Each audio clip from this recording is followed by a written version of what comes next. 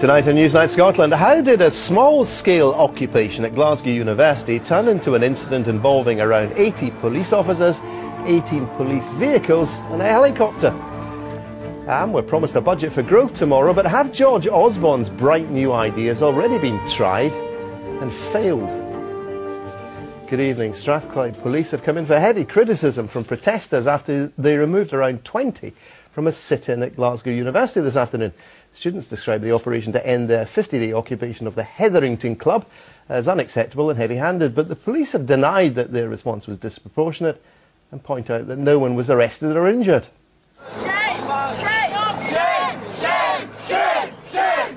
For more than 7 weeks, students have staged a sit-in here, protesting against proposed cuts at Glasgow University.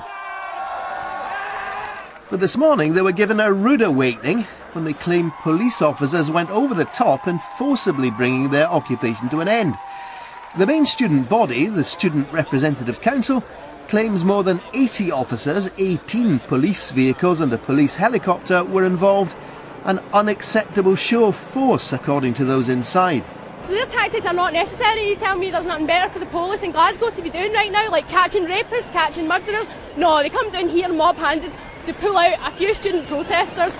All we're doing is occupying an empty building. We've been peaceful. We were woke out our beds this morning, like security came in the building and then hundreds of police surrounding us. I mean, this is the future. If governments and management people are going to keep doing this, then people like us are going to keep fighting. If they think this is going to end now, then they've got another thing coming. Like, this is not going to end.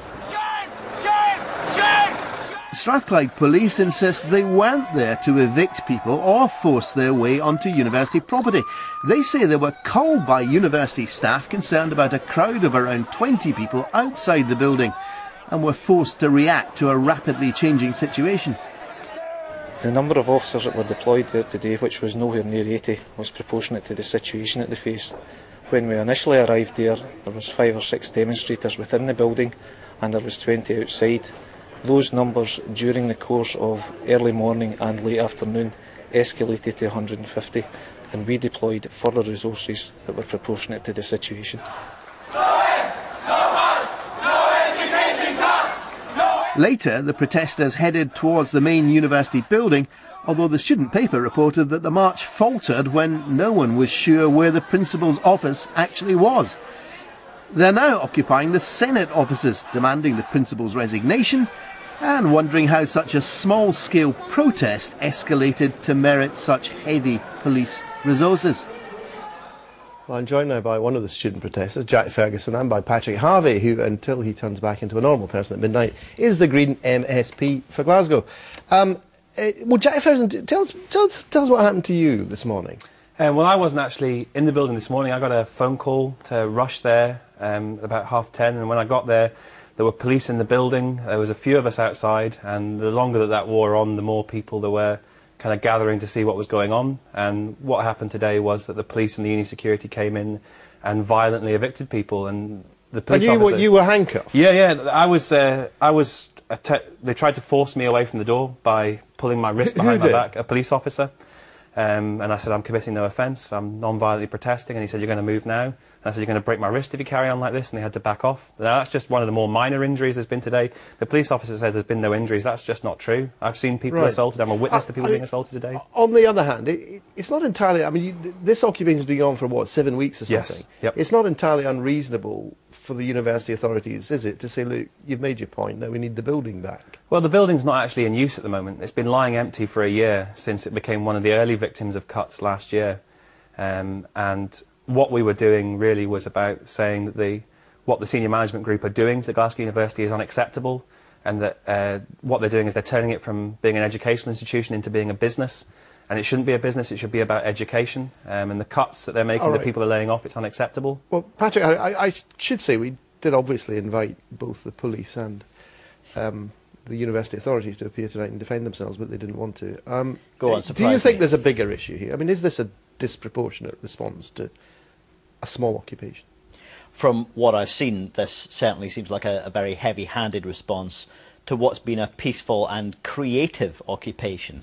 That's the crucial issue. The Hetherington, when it was open, was a space for students and postgraduates. It was a space for debate and discussion and ideas, and I think that's what the occupation has turned it back into, from an empty building into a space for debate and discussion about the cuts, about the context of what's being done to higher education in this country, and a space in which the anger can be turned into something constructive and positive. I mean, look, I'm ancient. When I was at university, occupations would go on all the time. I don't remember police being involved in resolving them, to put it in inverted commas, on any occasion. That's what seems slightly unusual here. What do you make of that? Well, it's not just unusual. I think it's wildly inappropriate. This is not a resolution. This is not about resolving the situation. If the Glasgow University management was the least bit interested in resolving the situation, they would be finding a way to work constructively with a student movement like the people who've been occupying the Hetherington. Because Glasgow University management, if they care about higher education in this country, they should be angry as well about what's being done to it. There is legitimate anger out there, and it needs to be fed into something constructive and creative, challenging what's being done by the UK government and handed on by the Scottish government. And the Glasgow University management don't seem interested in being part of that democratic, civic process. Now, you think they've now offered you your old occupation well, apparently back? I received a call when I was on the way here saying that if we leave the current occupation, the Senate building, they're going to consider giving us the old building that we were just in back.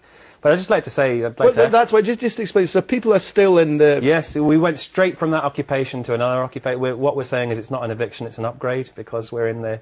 where are they now? They're in the kind of plush meeting rooms in the main building, which... And how many people are there? About 60 people. Right, and who's told you can have the old occupation? The head of back? security, I believe, for Glasgow University. For Glasgow University. Right. So the deal is, if you go back there, we get to the status quo ante.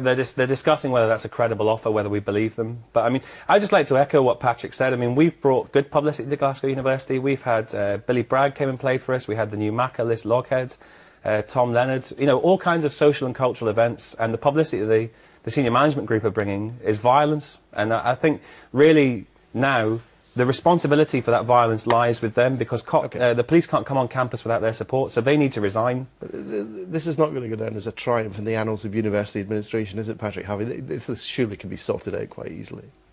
It's a disgrace. It should be sorted out quite easily, but I think that both the students and many of the staff in Glasgow University have little or no confidence in the ability or the will of the senior management, and Anton Muscatelli in particular, to actually come to a resolution. He should be proud to be able to work constructively with a student movement like he has, and he doesn't seem interested in that opportunity.